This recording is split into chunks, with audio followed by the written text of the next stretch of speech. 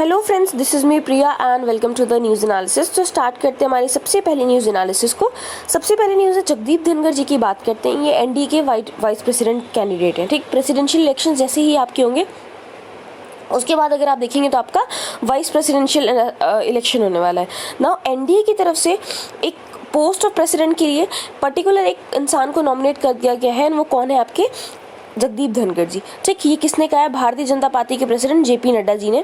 Waste Bengal के governor हैं ये प्रेजेंट टाइम की अगर बात करते हैं। दूसरा, जगदीप धनखड़ जी को अगर देखते हैं 1951 में Jagdeep Dhankhar was born on May 18 in an agrarian household in Rajasthan Jhunjhunu district. ठीक है, तो अगर आप देखेंगे तो जगदीप धनखड़ जी की कब पर्टिकुलर बर्थ हुई थी? 1951 में। ठीक, राजस्थान के झुंझुनू डिस्ट्रिक्ट में। देन अगर देखते हैं इलेक्टेड एमपी फ्रॉम झुंझुनू इन राजस्थान और जनता दल टिकट। ठीक है, जनता दल के टिकट में ये क्या कर लिए गए थे? एमपी चुने गए थे। 1919 में served as minister of state for parliamentary affairs. 1993 MLA elect किए गए, किशनगढ़ अलवर डिस्ट्रिक्ट राजस्थान से। देन उन्होंने 2007-8 में बीजेपी ज्वाइन कर ली एंड उसके बाद 2019 में इनको वेस्ट बंगाल का गवर्नर ज्वाइन कर दिया गया। तो ये इनकी थोड़ी सी हिस्ट्री के बारे में। नाउ अब यहाँ पर मेन आपके लिए इंपॉर्टेंट क्या हो जाता है? गवर्नर ऑफ वेस्ट बंगाल है, सारी चीज़ें आपको याद है। मेन पार्ट हो जाता है कि अगर वाइस प्रेसिडेंशियल इलेक्शन की बात हो रही है तो वाइस प्रेसिडेंट हमारे कॉन्स्टिट्यूशन में कहाँ स्टैंड करता है। ठीक, आर्टिकल 63 की बात करते हैं, office of president vice president in India की बात करता है। दूसरा, अगर आप आर्टिकल 64 की बात करेंगे तो ये क्या बताता है कि आपके जो वाइस प्रेसिडेंट होते हैं वो एक्स ऑफिशियो चेयरमैन होते हैं किसके? आपके राज्यसभा के। ठीक, अब एक्स ऑफिशियो आप सोच रहे होंगे क्या होगा? जिसको नहीं पता मैं बता दूँ, कोई भी इंसान जो वाइस प्रेसिडेंट होगा वो राज्यसभा का चेयरमैन की तरह काम करेगा, दैट इज एक्स ऑफिशियो। ठीक है, नाउ वाइस प्रेसिडेंट का जो ऑफिस है वो अमेरिकन वाइस प्रेसिडेंट की लाइन पे बेसिकली बनाया गया है। सेकंड हाईएस्ट कॉन्स्टिट्यूशनल ऑफिस देखने को मिलता है आपके प्रेसिडेंट ऑफ इंडिया के बाद में। ऑर्डर ऑफ प्रेसिडेंट्स की बात करते हैं, ये भी एग्जाम में एक बार आ चुका है, हालांकि वाइस प्रेसिडेंट का नहीं आया था, बट हाँ ये आ चुका है तो ध्यान रखिएगा। फर्स्ट आपको ऑफिस ऑफ प्रेसिडेंट जो ऑर्डर ऑफ प्रेसिडेंट्स की बात करते हैं उसमें प्रेसिडेंट आते हैं एंड सेकंड पे अगर कोई आता है तो दैट इज आपके वाइस प्रेसिडेंट। वीपी की बात करते हैं, ये हम देख चुके हैं, एक्स ऑफिशियल चेयरमैन भी होते हैं राज्यसभा के आर्टिकल 64 के अकॉर्डिंग। वाइस प्रेसिडेंट मेंबर होते हैं ना लोकसभा के ना राज्यसभा के। ठीक है, किसी की भी बेसिकली अगर पार्लियामेंट्री उसकी बात करते हैं तो किसी भी पार्लियामेंट्री हाउस के ये आपके मेंबर नहीं होते हैं। ओरिजिनल कॉन्स्टिट्यूशन की बात करते हैं तो वाइस प्रेसिडेंट को प्रोवाइड किया जाता है कि that he would be elected by the two houses of parliament assembled at a joint meeting. इन दोनों ही हाउसेस की आपकी एक जॉइंट मीटिंग होती है एंड वहाँ पर अगर आप देखेंगे तो इनको वाइस प्रेसिडेंट के रूप में क्या किया जाता है? इलेक्ट किया जाता है। ये बहुत ही कम्बरसम प्रोसेस है जो पहले किया जाता था, but 11th constitutional amendment act के द्वारा 1961 में क्या कर दिया गया? इसको हटा दिया गया। ठीक है, यानी ओरिजिनल कॉन्स्टिट्यूशन में आपने देखा कि इसमें दोनों ही हाउसेस साथ में बैठते थे, जॉइंट मीटिंग करते थे एंड उसके बाद अगर आप देखेंगे तो जो आपकी ये जो प्रोसीजर था इसको 11th कॉन्स्टिट्यूशनल अमेंडमेंट एक्ट के द्वारा हटा दिया गया। पहले वाइस प्रेसिडेंट कौन थे? आपके एस राधाकृष्णन। ठीक है, तो ये आपका 1952 का पर्टिकुलर आर्टिकल हो जा रहा है। Coming to the next part, vice president की बात करते हैं तो ये इनडायरेक्ट इलेक्शन के मेथड से आपके बेसिकली क्या किए जाते हैं? चुने जाते हैं, डायरेक्टली पीपल के द्वारा नहीं चुने जाते। ठीक, एक मेंबर होता है इलेक्टोरल कॉलेज का। ठीक है, यानी अगर आप देखेंगे तो कुछ पर्टिकुलर लोग होते हैं दोनों हाउसेस ऑफ पार्लियामेंट के, वो इनका इलेक्टोरल कॉलेज फॉर्म करते हैं, वही इनको इलेक्ट करके प्रेसिडेंट बनाते हैं। इलेक्शंस की बात करते हैं वाइस प्रेसिडेंट की तो आर्टिकल 66 में इनकी इलेक्शंस के बारे में दिया गया है। कहा गया है इनका जो इलेक्शन होगा इनडायरेक्ट होगा। किसके थ्रू होगा? System of proportional representation bye means of single transferable vote. पहली चीज़ सीक्रेट बैलेट होता है ना, सबके सामने आप बता के नहीं डालेंगे, छुपा के डालना होता है। दूसरी चीज़ प्रोपोर्शनल रिप्रेजेंटेशन, आपका एक इंसान का एक ही वोट होता है, बट होता क्या है, मान लीजिए ये एक कैंडिडेट है, दूसरा कैंडिडेट, तीसरा, चौथा, तो आप क्या करते हैं? प्रेफरेंस बताते हैं कि मैं सेकेंड नंबर वाले को फर्स्ट प्रेफरेंस पे रखता हूँ, थर्ड नंबर वाले को सेकंड प्रेफरेंस पे, फर्स्ट नंबर वाले को थर्ड प्रेफरेंस में, फोर्थ नंबर वाले को फोर्थ प्रेफरेंस पे। ठीक, तो सबसे पहले जिसको फर्स्ट वोट मिले हैं उसकी काउंटिंग हो जाएगी कि फर्स्ट वोट्स किसको सबसे ज़्यादा मिलते हैं। अगर क्लियर मेजॉरिटी होती है तो ठीक, अदरवाइज सेकंड प्रेफरेंस लोगों की ऐड की जाती है। Now coming to the next part, बात करते हैं इलेक्टोरल कॉलेज में कौन कौन होता है। आपके इलेक्टेड एंड नॉमिनेटेड, यानी लोकसभा और राज्यसभा की इलेक्टेड एंड नॉमिनेटेड मेंबर्स दोनों को सिलेक्ट किया जाएगा। इसमें स्टेट लेजिस्लेटिव असेंबलीज के आपके मेंबर नहीं होते हैं। इसके बाद इसमें अगर आप देखते हैं तो पार्लियामेंट के, सिर्फ पार्लियामेंट के इलेक्टेड और नॉमिनेटेड मेंबर्स को लाया जाता है। ठीक, अब यहीं पर हम थोड़ी सी प्रेसिडेंट की इलेक्शंस की बात करते हैं, because they are also on the go, और वो भी इंपॉर्टेंट हो जाते हैं हमारे लिए। तो आर्टिकल 54 में आपका प्रेसिडेंट इलेक्शन की बात की जाती है। इनडायरेक्ट इलेक्शंस बताया जाता है ऐसा, जैसे आपने आपके वाइस प्रेसिडेंट के उसमें देखा, प्रोपोर्शनल रिप्रेजेंटेशन इसमें भी होता है, सिंगल ट्रांसफरेबल वोट सिस्टम होता है, अनसीक्रेट बैलेट होता है। ठीक, नाउ इलेक्टोरल कॉलेज की बात करते हैं, तो इनके इलेक्टोरल कॉलेज में आपको सिर्फ और सिर्फ इलेक्टेड मेंबर्स मिलेंगे लोकसभा एंड राज्यसभा के। ठीक, साथ ही साथ अगर आप देखेंगे तो यहाँ पर जो भी आपकी लेजिस्लेटिव असेंबलीज होती हैं स्टेट की, या लेजिस्लेटिव असेंबलीज बात करते हैं दिल्ली एंड पुदुचेरी की, तो इसके भी इलेक्टेड मेंबर्स को इंक्लूड किया जाता है, जो आपके वाइस प्रेसिडेंट के इलेक्शंस में नहीं होते हैं। दूसरी चीज़, जो इलेक्टेड मेंबर्स होते हैं आपके स्टेट लेजिस्लेटिव असेंबलीज के, उनको भी इसमें इंक्लूड किया जाता, आपके वाइस प्रेसिडेंट के इलेक्शंस में नहीं था। ठीक, सिर्फ जो इलेक्टेड मेंबर्स होते हैं उनको ही किया जाता है, लोकसभा, राज्यसभा एंड ऐसे लेके। तो this was the case with the election of president जो आपको देखने को मिल रहा है। Coming to the next part आते हैं, Indian vice president and American vice president, दोनों को अपने बेसिकली देखते हैं, इसी लाइन पे हमने बनाया है। जो इंडियन वीपी होता है ये किसी भी तरीके का अज्यूम नहीं करता office of profit when it falls vacant for the unexpired term. ठीक है, जब अनएक्सपायर्ड टर्म के लिए अगर आप देखेंगे खाली पड़ा होता है तो ऑफिस ऑफ प्रॉफिट को होल्ड नहीं करते हैं, ये सिर्फ एक्टिंग प्रेसिडेंट की तरह काम करते हैं जब तक नए प्रेसिडेंट आपके चार्ज में नहीं आते। अमेरिकन वाइस प्रेसिडेंट की बात करते हैं, this succeed presidency when it falls vacant and remains president for the unexpired term of his predecessors. जो भी आपके अमेरिकन वाइस प्रेसिडेंट है वो सक्सीड करते हैं प्रेसिडेंसी में जब भी आपकी सीट खाली हो जाती है अमेरिकन प्रेसिडेंट की, एंड वो क्या करते हैं, जो पिछले वाले प्रेसिडेंट थे जब तक उनका टर्म खत्म नहीं हो जाता तब तक ही आपके प्रेसिडेंट की तरह काम करते हैं। इंडियन वाइस प्रेसिडेंट की बात करते हैं तो ये प्रेसिडेंट कर सकते हैं मैक्सिमम 6 महीनों के लिए, अमेरिकन वाइस प्रेसिडेंट जो रिमेनिंग टर्म होता है उस तक बन सकते हैं।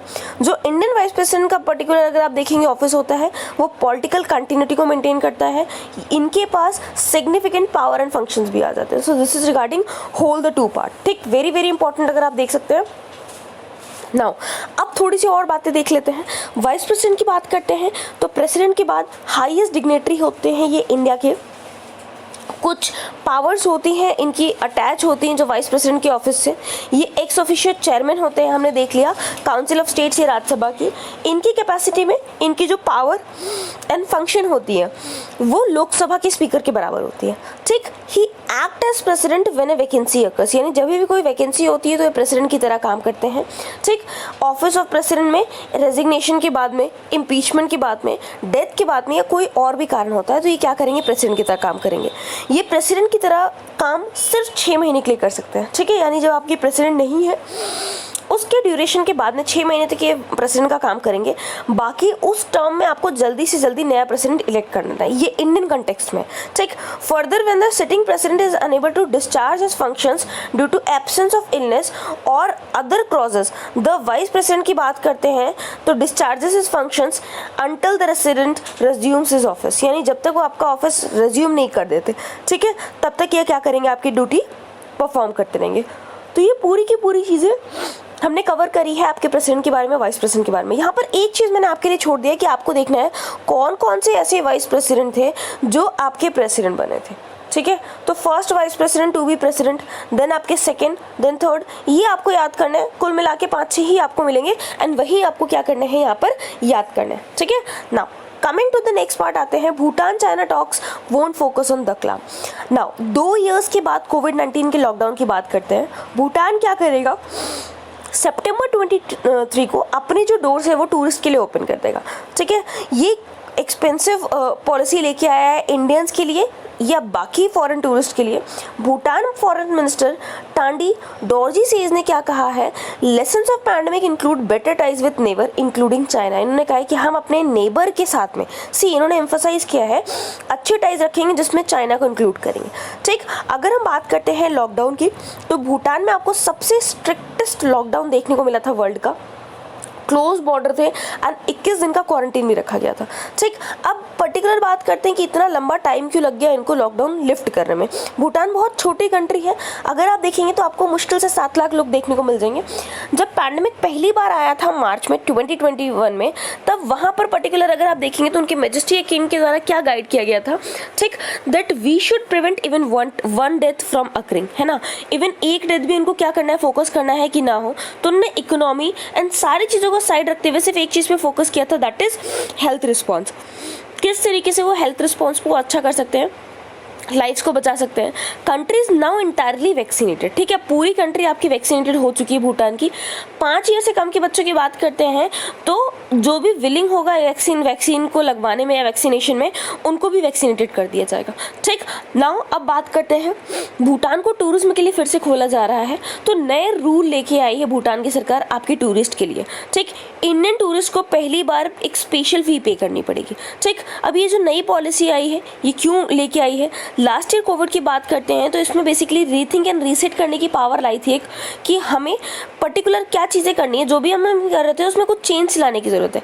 ठीक, they decided to remove the minimum daily package rate and increase the sustainable development fee from 65 to 200, यानी जो मिनिमम डेली पैकेज था उसको रिमूव करके अब उन्होंने एक सस्टेनेबल डेवलपमेंट फी पर्टिकुलर क्या करी है, लगा दी है, दैट इज $65 से $200। ठीक, जब इंडियंस की बात आती है तो उन्होंने टूरिज्म लिवाई एक्ट 2020 क्या किया है, इम्प्लीमेंट किया है, जहाँ पर ये मेंशन कर दिया है कि पहली बार जो टूरिज्म आ रहे हैं इंडिया से उनको 1200 रुपये पर डे क्या करना पड़ेगा, पे करना पड़ेगा। अब आप समझ सकते हैं जब चाइना को वो इतना ज़्यादा प्रेस कर रहा है तो ये सारी चीज़ें कहाँ से आ रही होंगी। ठीक, so this is important regarding Bhutan के बारे में। पॉलिसीज हमने पढ़ ली, मैप में आपको भूटान को लोकेट करना है एंड एज सच क्योंकि यहाँ डोकलाम का इशू नहीं डिस्कस होने वाला, तो आपको डोकलाम को क्या करना है, मैप पे शोकास्ट करना है। Coming to the next part, bid date for submarine project extended. Now defence ministry ने एक बार फिर से जो आपकी डेडलाइन थी रिस्पॉन्स सबमिट करने के लिए 40,000 करोड़ डील के लिए 6 एडवांस सबमरीन अंडर प्रोजेक्ट 25 उसको एक्सटेंड कर दिया है दिसंबर एंड तक। ठीक, ताकि आप रिक्वेस्ट फॉर प्रपोजल जो भी आपको देखने को मिला था उसमें अपना रिस्पॉन्स क्या कर दे, सबमिट कर दे।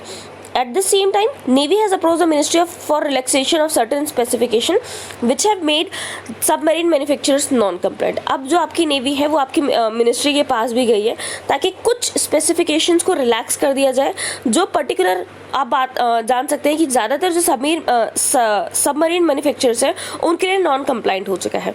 अर्लियर आरएफपी डेडलाइन की बात करते हैं जून 30 था, which was already an extension, जो ऑलरेडी एक एक्सटेंशन हो चुका था, has been extended by another 6 months। इसको 6 महीने के लिए और ज़्यादा बढ़ा दिया गया है। 2 डिफेंस रिसोर्सेज की बात करते हैं, इंडिपेंडेंटली उन लोगों ने कंफर्म किया है।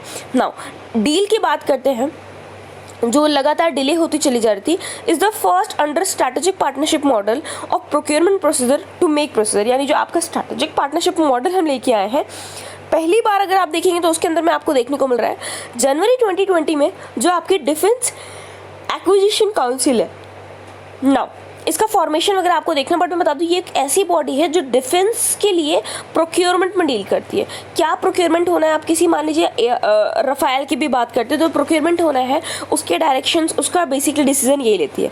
ठीक, इन्होंने शॉर्टलिस्ट किया था मजगांव डॉक्स लिमिटेड को, लार्सन एंड टर्बर को इंडियन पार्टनर्स के रूप में P75 डील के लिए।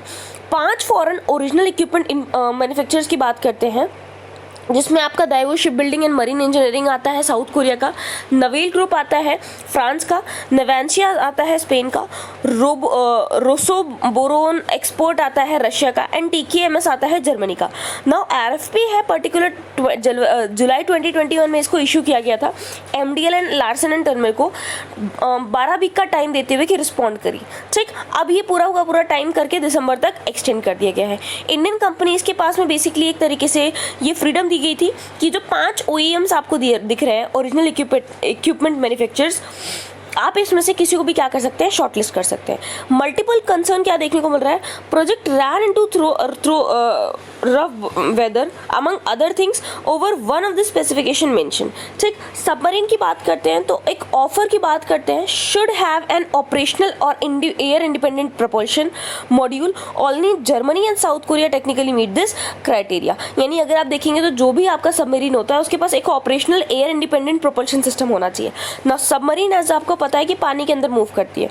ठीक, अगर air independent propulsion module system नहीं होगा तो सबमरीन को कुछ टाइम बाद बाहर आना पड़ेगा टू गेन द ऑक्सीजन. ठीक, ऑक्सीजन लेने के लिए. तो ये इसकी पर्टिकुलर थ्रेट, जो इसका थ्रेट पर्टिकुलर परसेंटेज है वो बढ़ा देता है, क्योंकि सबमरीन का काम क्या रहता है, पानी के अंदर है ना, एंड वो वहीं से बचा रहता है, छुपा रहता है. बट बार बार अगर आपको बाहर आना पड़ रहा है तो इससे क्या होगा, आपकी जो मैन्यूवरेबिलिटी होती है, ठीक, जो स्टेल्थ कैपेसिटी है वो कम हो जाती है.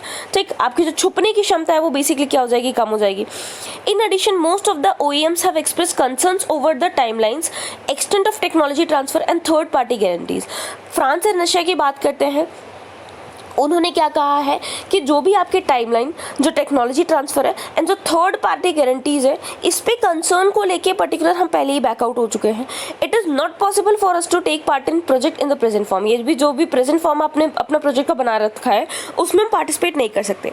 Navy currently has 16 conventional and 1 nuclear submarine in service. यानी अगर नेवी की बात करते हैं तो आपको all total 16 conventional and 1 nuclear submarine service देखने को मिल जाएगी. ठीक, so this was the all article regarding that. Coming to the next part, अगर बात करते हैं तो क्या है, be specially carry of green pit vipers. Now green pit vipers की बात करते हैं, ये बहुत ज़्यादा लीथल नहीं होते रसल वाइपर की कंपैरिजन में, स्केल वाइपर या स्पेक्टिकल कोबरा की कंपैरिजन में, जिसको हम कॉमन क्रेट भी कहते हैं.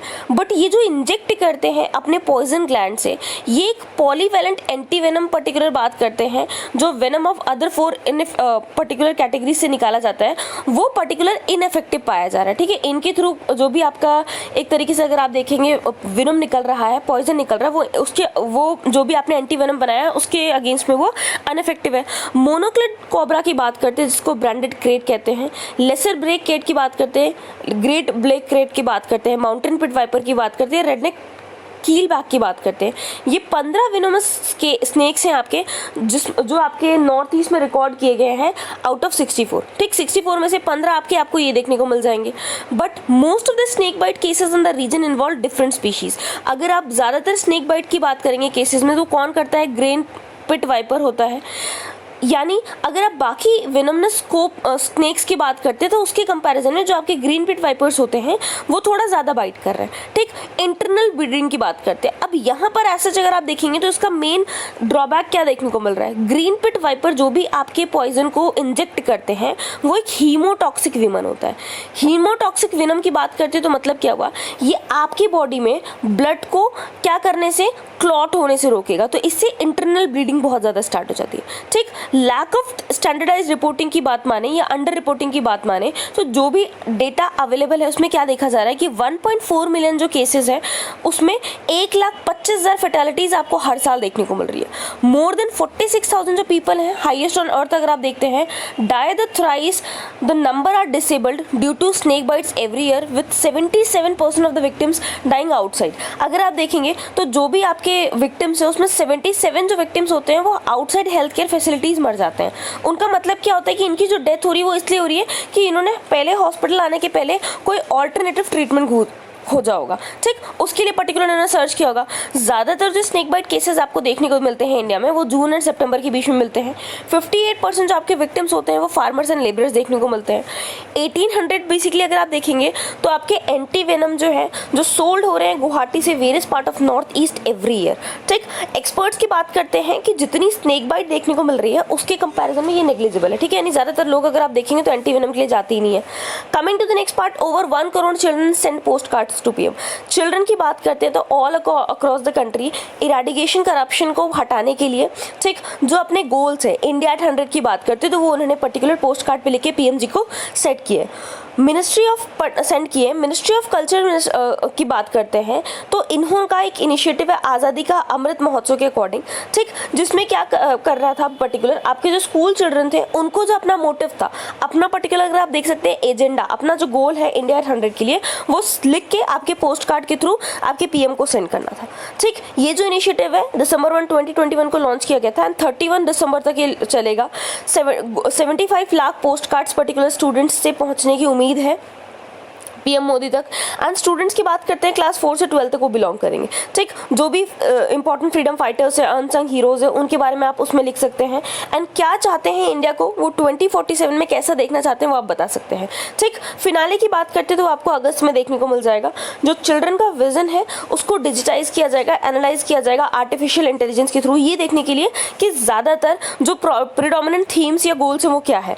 एनालिसिस की बात करते हैं तो वो बुक के फॉर्म में प्रेजेंट कर दी जाएगी। जो फाइनल इवेंट है वो फर्स्ट वीक ऑफ अगस्त में प्लान किया गया है, जहाँ पर कुछ जो पोस्ट कार्ड है उनको सिलेक्ट करके रीड किया जाएगा, ठीक। Students wrote about employment, environment, education, यानी जितनी भी इंपॉर्टेंट एस्पेक्ट्स हो सकते हैं वो सारी चीज़ें आपके स्कूल के बच्चों ने क्या की है पर्टिकुलर मेंशन की है। सो दिस इज रिगार्डिंग आपके किसके बारे में, पोस्ट कार्ड के बारे में जो मिनिस्ट्री ऑफ कल्चर लेके आई है ना। Covid curves of but census still on lower burn, slow burner, ठीक, यानी सेंसस का जो स्पीड है होने का वो बहुत कम है।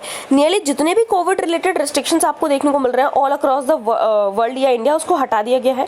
बट सेंटर की बात करते हैं तो जो आपका डिसेनियल सेंसस ऑपरेशन है उसको रीस्टार्ट करने के लिए सेंटर के पास अभी कोई प्लान नहीं है, ठीक। एक लेटर सेंड किया गया है रजिस्ट्रार जनरल ऑफ इंडिया के द्वारा स्टेट्स को जून में, जहाँ पर कोविड-19 को साइड करते हुए कंटिन्यूइंग डिले का रीज़न दिया गया है एंड ये कहा गया है कि जो भी एंटायर डिज़ाइन है सेंसस ऑपरेशंस का उसको हम फिर से रिवैम्प करने वाले हैं। गवर्नमेंट की बात करते हैं, ड्राइंग बोर्ड की बात करते हैं तो वहाँ पर कुछ चेंजेस किए जा रहे हैं। पहले फेज़ में जो भी आपकी एक्सरसाइज होने वाली है उसको लेके जो 2021 में कंप्लीट होनी थी बट पोस्टपोन हो चुकी है एंड ऑब्वियस सी बात है कोविड-19 कहीं ना कहीं रीज़न है, बट उसके खत्म होने के बावजूद भी ये जो अपना पर्टिकुलर सेंसस का स्पीड है वो स्पीड नहीं पकड़ रहा है। द आरजीआई की लेटर की बात करते हैं, added that time period for conducting the ensuing census is not decided, यानी जो टाइम पीरियड है उसको डिसाइड नहीं किया गया है। एक नया सॉफ्टवेयर लाया जा रहा है ई स्वरूप। एक जैसे ही कोई चाइल्ड का बर्थ होता है तो जो डिटेल्स होंगी वो ऑटोमेटिकली सेंसस रजिस्टर में अपडेट कर दी जाएंगी। जैसे ही वो 18 साल का होगा तो उसमें उसके इलेक्टोरल रजिस्टर से रिलेटेड इन्फॉर्मेशन क्या कर दी जाएगी, इंक्लूड कर दी जाएगी। आफ्टर दैट जो भी आपका नेम है वो वोटर की लिस्ट से डिलीट कर दिया जाएगा। अगर जो चेंज है रेजिडेंस का या कोई नया रजिस्ट्री आपको देखने को मिल रही है तो ये SMS के थ्रू आपके पास आ जाएगी that you bought the property और ट्रांसफर्ड देयर, और if there is any other reason, कुछ भी और रीजन तो आप उसमें क्या कर सकते हैं, मेंशन कर सकते हैं। डिटेल्स क्या है आपकी जो है वो अपडेट कर दी जाएगी सेंसस रजिस्टर में ऑटोमेटिकली आपके आंसर के बेस पे। आरजीआई की बात करते हैं 1961 में इनको फाउंड किया गया था। Government of India ministry of home affairs के अंदर में आते हैं। मेन काम क्या है कि जो भी आपके डेमोग्राफिक सर्वेज है इंडिया के, सेंसस की बात करते हैं, लिंग्विस्टिक सर्वे ऑफ इंडिया की बात करते हैं, उसको अरेंज, कंडक्ट एंड एनालाइज करना। पोजीशन क्या होती है, ये एक सिविल सर्वेंट के द्वारा हेल्प की जाती है जिनकी रैंक जॉइंट सेक्रेटरी की होती है। सो दिस इज रिगार्डिंग आरजीआई के बारे में वेरी इंपॉर्टेंट एंड ये आपके सेंसस के बारे में। तो आपको ये देखना है लॉर्ड मेयो, लॉर्ड रिपन, जब भी आपका सेंसस स्टार्ट हुआ होगा, कब आपका सेंसस जो है फॉर्मल तरीके से स्टार्ट हुआ, कब आपका एक रेगुलर सेंसस स्टार्ट हुआ है, ठीक है। तो सारी चीजें आपको इसमें पता होनी चाहिए। Coming to the next part, Shah exhorts banks to focus on farm sector. Now आपके कॉर्पोरेशन मिनिस्टर अमित शाह जी की बात करते हैं तो इन्होंने सैटरडे को कहा है कि जितने भी आपके एग्रीकल्चर एंड रूरल बैंक्स हैं उनको अब शॉर्ट टर्म या लॉन्ग टर्म लोन्स प्रोवाइड करने चाहिए एग्रीकल्चर सेक्टर को, जिसमें आपका इरिगेशन एंड इंफ्रास्ट्रक्चर भी आता है, ठीक। इन्होंने बेसिकली रूरल बैंक जो केरला, गुजरात, कर्नाटक एंड वेस्ट बंगाल में है उनको कॉन्ग्रेचुलेट किया। क्यों? क्योंकि वो रेगुलेटरी पैरामीटर्स को क्या कर रहे थे, फुलफिल कर रहे थे। सरप्लस फंड को डाइवर्ट करने की बात करते हैं तो उन्होंने कहा कि नॉन एग्रीकल्चर फंड पे जो हम अपना सरप्लस फंड डाइवर्ट कर देते हैं वो हमारे पर्पस को सर्व नहीं करेगा। जो हमारा ऑब्जेक्टिव था नाबार्ड का, नाबार्ड आपका होमवर्क यू ऑल नो, क्योंकि यहाँ पर फुल फॉर्म मेंशन नहीं की गई है हम लोग के द्वारा, ठीक। ऑब्जेक्टिव्स की बात करते हैं नाबार्ड की, are fulfilled only when all available money is spent on rural development, यानी जितना भी आपका मनी है वो अगर रूरल डेवलपमेंट एंड एग्रीकल्चर पे आप क्या करते हैं, खर्च कर देते हैं, तब आपके नाबार्ड के ऑब्जेक्टिव्स क्या होंगे, पूरे होंगे। But this is not possible unless we promote long term finance. But ये तब तक पॉसिबल नहीं हो जाएगा जब तक हम आपके लॉन्ग टर्म फाइनेंस को, इंफ्रास्ट्रक्चर को, माइक्रो इरिगेशन को क्या करते हैं एग्रीकल्चर में सपोर्ट नहीं करते हैं, उसको प्रमोट नहीं करते। He said 25 years ago the share of long term finance in agree sector was around 50%। आपके 25 साल पहले ये शेयर कितना था, 50% था। अभी अगर आप देखेंगे तो कितना हो चुका है, 25%। आसाम, महाराष्ट्र, मध्य प्रदेश की बात करते हैं, जो एंटायर इंफ्रास्ट्रक्चर आपको देखने को मिल रहा है वो कोलैप्स हो चुका है। एट प्रेजेंट सिर्फ 13 स्टेट्स ऐसे हैं जहां पर आपको agriculture and rural development bank देखने को मिल रहे हैं, running relatively in line with expectations of the government, जो गवर्नमेंट के एक्सपेक्टेशन से हिसाब से चल रहे हैं। He is the country rank 7th in the world. अगर आप वर्ल्ड की बात करते हैं agriculture availability and terms of agriculture activity sector की, ठीक है, तो ओनली की बात करते हैं आपके अमेरिका के कंसर्न में, यहाँ पर हमारी कंट्री कौन से नंबर पे आ रही है, 7th नंबर पे। सो दिस इज रिगार्डिंग आपके किसके बारे में, अमित शाह के जी के बारे में, जिन्होंने आपके agriculture and rural development banks पे फोकस किया है कि किस तरीके से आपको लॉन्ग टर्म लोन प्रोवाइड करने हैं एग्री सेक्टर्स को। तो this is regarding very very important point जो आप देख सकते हैं। Now coming to the next part, दूसरा जो हमारा इंपॉर्टेंट आर्टिकल है that is hasty arrest near impossible bail show need for overhaul. ठीक, chief justice of India N V Ramana ji की बात करते हैं। सैटरडे को इन्होंने क्या कहा है कि एमलेस एंड जो हेस्टी अरेस्ट होते हैं, ठीक, उससे बहुत सारे अंडर ट्रायल प्रिजन्स आपको देखने को मिल रहे हैं जेल में बहुत लंबे लंबे टाइम के लिए, जिससे ये बहुत ही इम्पॉसिबल हो जाता है ऐसे लोगों के लिए बेल लेना। एंड इससे ये पता लगता है कि हमारा जो सिस्टम है इसमें ओवरऑल की ज़रूरत है ना, बेसिकली हमें पूरे सिस्टम को पलटने की ज़रूरत है। क्रिमिनल जस्टिस सिस्टम की बात करते हैं, जो प्रोसेस है पनिशमेंट का, ठीक, एक प्रोसेस एग्जिस्ट कर रहा है।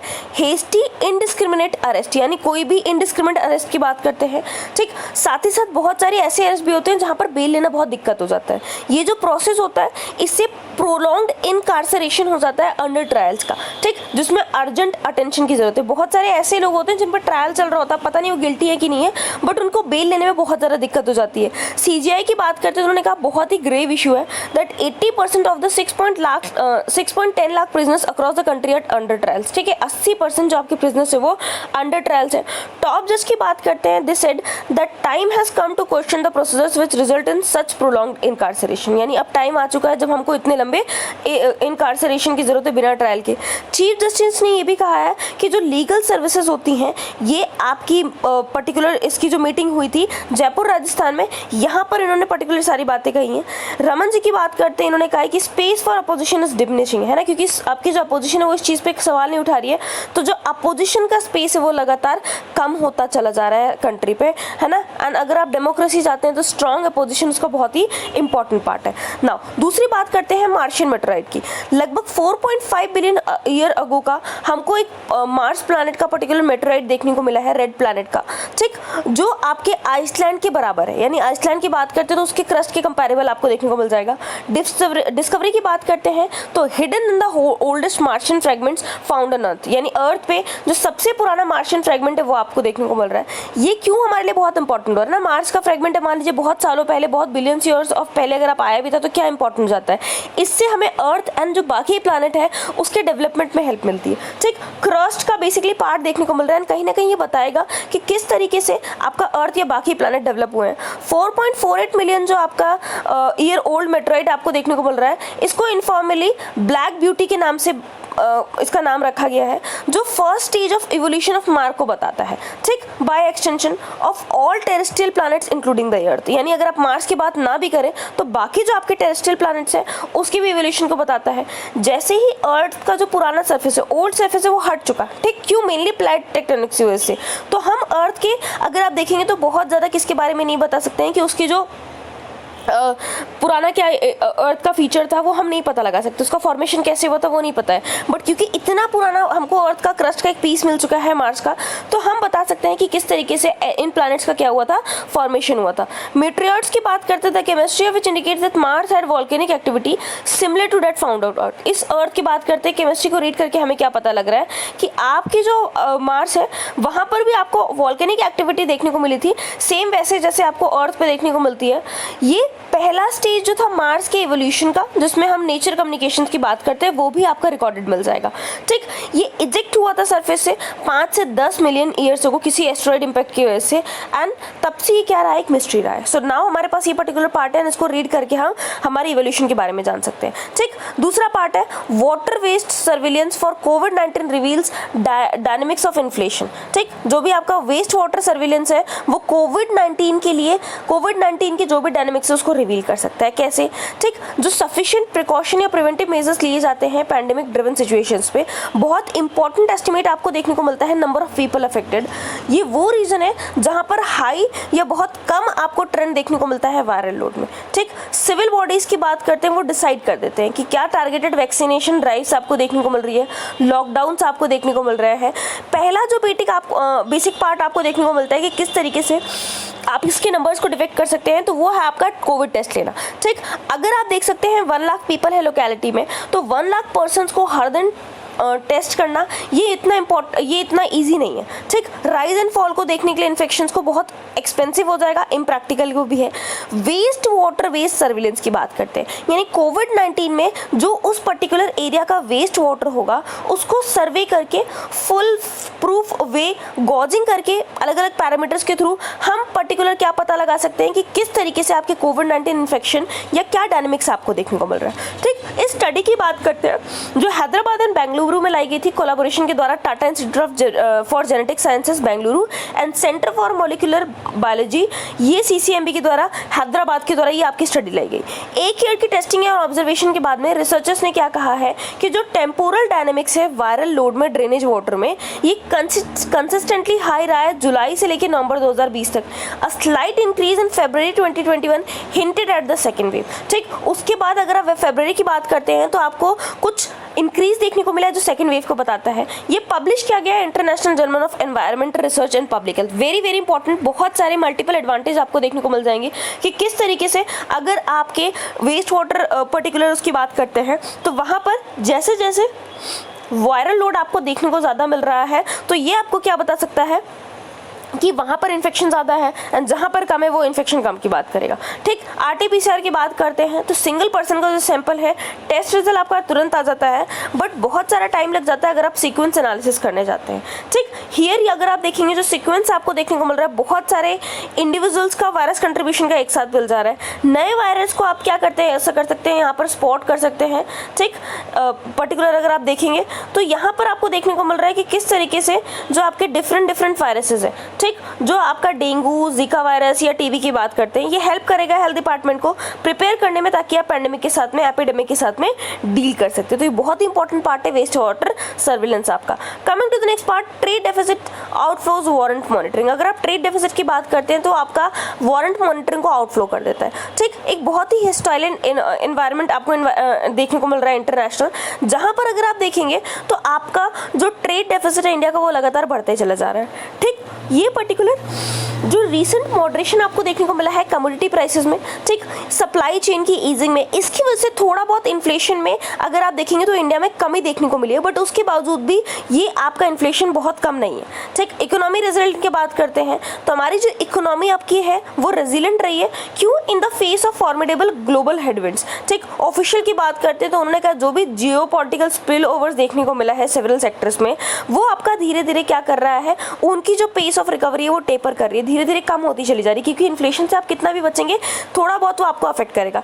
इंटरनेशनल एनवायरनमेंट की बात करते हैं, बहुत ज़्यादा आपका हॉस्टाइल है। क्यों? आपको पता है यूएस फेडरल रिजर्व ने अपने इंटरेस्ट रेट बढ़ा दिए।